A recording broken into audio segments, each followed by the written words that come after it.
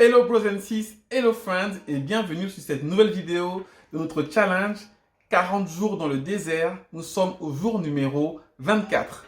Alors un petit résumé en fait, le challenge qui était de manger que des fruits et des noix et de boire de l'eau pendant 40 jours. J'ai réussi à tenir pendant 19 jours d'affilée et depuis j'ai fait le jour numéro 20, 21, 22 et 23 de manière un peu décorrélée, je vous avoue, mais toujours en respectant le challenge.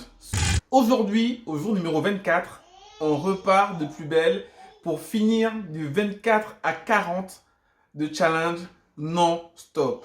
Tous les jours, on va manger que des fruits et des noix et des légumes pendant les 16 jours restants. D'accord? Pour le jour, on a un sujet très important. Je vous invite à me suivre juste après ça. Dans les moments de doute, garde le sourire. Même si tu n'as pas les mots, garde le sourire. Yahweh là pour te guider. Yahweh là pour t'épauler. Yahweh là pour te sauver. Yahweh. Alors aujourd'hui, on va parler de Marie, la Vierge Marie, la femme qui a eu la grâce que Dieu l'utilise pour envoyer notre Sauveur Jésus-Christ. C'est par cette femme, Marie, que Jésus-Christ, notre Sauveur, qui nous ôte le péché du monde, est venu dans ce monde. C'est une femme de foi exceptionnelle. Je l'admire énormément. Vous pouvez lire en Luc chapitre 1, les versets 26 à 38, comment elle a réagi à l'annonce de l'ange Gabriel qui lui a dit comme ça, tu vas être enceinte alors qu'elle était vierge. Sa réponse au verset 38 est exceptionnelle. Je suis la servante du Seigneur, qu'il soit fait comme tu m'as dit. Elle n'a pas eu peur de cette annonce, elle a accepté le rôle que lui a confié le Seigneur pour accomplir cette tâche, à savoir mettre au monde un enfant alors qu'elle était encore vierge. Pas de débat, j'admire cette femme de foi, je l'aime de tout mon cœur. C'est notre Marie, c'est notre sœur en Christ. Alors, là où le bas blesse, c'est que le 8 décembre 54, si je ne m'abuse, le pape Pie IX a lancé un dogme qui était déjà soutenu par les pères de l'Église avant lui, disant que Marie était sans péché. Vous connaissez tous le terme Immaculée Conception. Oui, vous connaissez ce terme. C'est un terme qui souvent est confondu avec la naissance virginale de Jésus au travers de Marie. Mais en fait, l'Immaculée Conception, c'est la naissance de Marie sans défaut et sans tache. Donc c'est un dogme de l'Église catholique qui après, je pense, a entraîné toute une sorte de dérive à mon avis. On va répondre à la question, est-ce qu'on doit prier Marie? Est-ce qu'on doit lui demander d'intercéder auprès de Jésus pour que Jésus ensuite intercède auprès de Dieu? Est-ce qu'on doit avoir multiplication d'intermédiaires? C'est ça le thème de ce jour. Donc, aucune ambiguïté, j'aime Marie.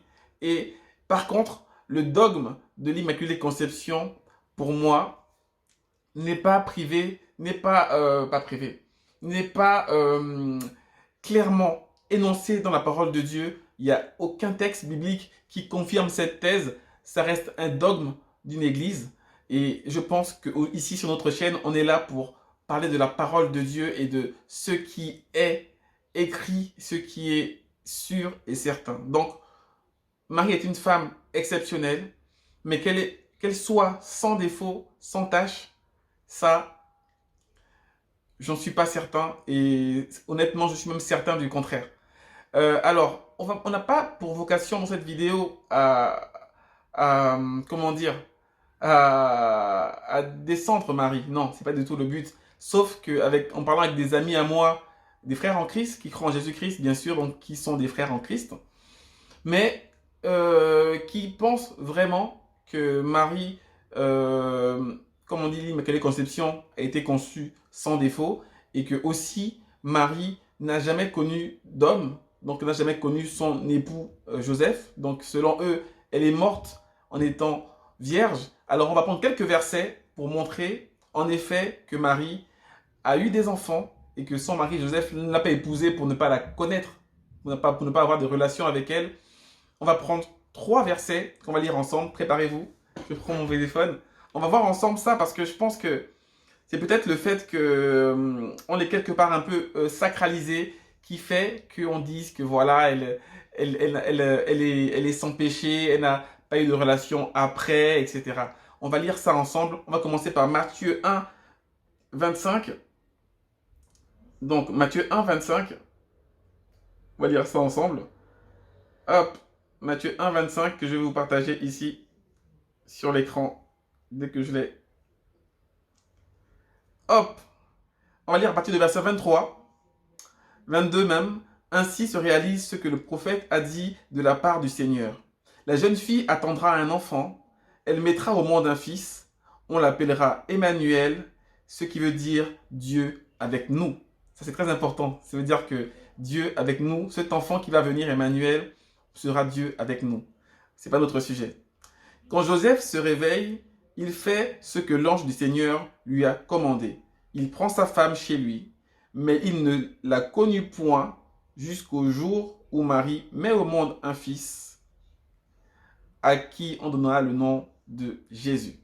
Donc, on sait que Joseph n'a pas connu Marie jusqu'à ce qu'elle a eu un fils auquel elle donna le nom de Jésus. On ne sait pas si après, elle a connu Joseph ou pas. Mais déjà, on a une affirmation qui est certaine, c'est que elle n'a pas connu son mari jusqu'à ce qu'elle enfante Jésus. Ok? Deuxième verset en Luc 8, verset 21. Alors, le verset nous dit, la mère et les frères de Jésus, verset 19 de Luc 8, on commence au verset 19, la mère et les frères de Jésus viennent le voir, mais ils ne peuvent pas arriver jusqu'à lui à cause de la foule. La mère et les frères de Jésus. On n'a pas dit la mère et les cousins, la mère et les amis, la mère et les frères dans la foi. On a dit la mère et les frères de Jésus viennent le voir, mais ils ne peuvent pas arriver jusqu'à lui à cause de la foule. Alors on annonce à Jésus, verset 20, ta mère et tes frères sont là, dehors, ils veulent te voir. Verset 21, mais Jésus dit à tout le monde, ma mère et mes frères, ce sont les gens qui écoutent la parole de Dieu et qui lui obéissent. Ça veut dire qu'ici, dans ce passage, on fait bien une distinction entre ce que Jésus considère comme sa mère et ses frères parce qu'ils croient en Dieu et sa mère et ses frères biologiques. On voit très bien ici dans ce passage qui s'affiche juste à côté ici qu'il y a une différence entre les frères biologiques et la mère biologique de Jésus et ce que Jésus considère comme sa mère et ses frères biologiques, à savoir les personnes qui croient et qui font la volonté de son Père. Donc encore une nouvelle preuve qui montre que Jésus a eu des frères et des sœurs et que donc Joseph a connu Marie avant qu'elle quitte ce monde. Donc elle n'est pas décédée vierge. Un dernier passage en Marc chapitre 6 verset 3, encore plus frappant. Marc chapitre 6 verset 3. Alors, ce passage, c'est quand Jésus est allé vers sa nation, vers son pays, vers les gens de son peuple et qui n'a pas été reçu. Regardez ce passage, hop, ce qu'ils disent. N'est-ce pas le charpentier, le fils de Marie, le frère de Jacques, de Joseph, de Jude et de Simon? Et ses sœurs ne sont-elles pas ici parmi nous? Et il était pour eux une occasion de chute. Voilà, un troisième point qui montre encore une fois que Jésus avait des frères, des sœurs qui étaient d'ailleurs connus par les gens qui l'ont vu grandir, qui l'ont vu vivre dans ce monde. D'accord? On a vu 3 choses. On a vu premièrement que Joseph n'a pas connu Marie jusqu'à ce qu'elle enfante Jésus, Emmanuel, Dieu avec nous. On a vu après que Jésus fait la distinction entre ses frères biologiques et sa mère biologique et ses frères et ses mères, si on peut dire ainsi, dans la foi. D'accord? Et là, on vient de voir encore une fois que les gens de son peuple, les gens qui l'ont vu grandir, disent bien, n'est-ce pas le charpentier, n'est-ce pas le frère de Joseph, de Jude, de Jacques, n'est-ce pas le fils de Marie, ses sœurs ne sont-elles pas ici, on ne les voit pas dans notre ville ici, en quelque sorte. Voilà, ces trois choses montrent clairement que Marie, qui était une femme exceptionnelle de foi, a vécu sa vie de manière normale.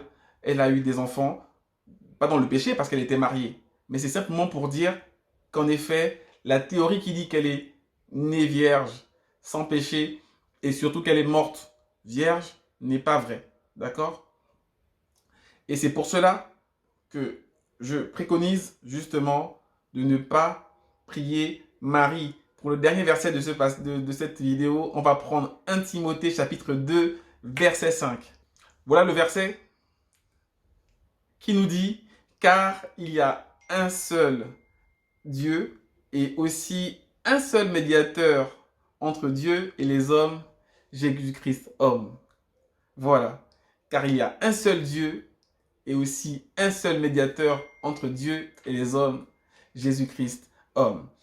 Donc, le seul médiateur que nous avons pour pouvoir accéder à Dieu, le seul homme qui a vécu sans péché, qui a donné sa vie pour nous et qui nous a réconciliés avec le Père, parce que avant sa mort, nous ne pouvions même pas accéder au Père, à part pour les prophètes que Dieu a appelés, tous les hommes communs des mortels ne pouvaient pas accéder au Père.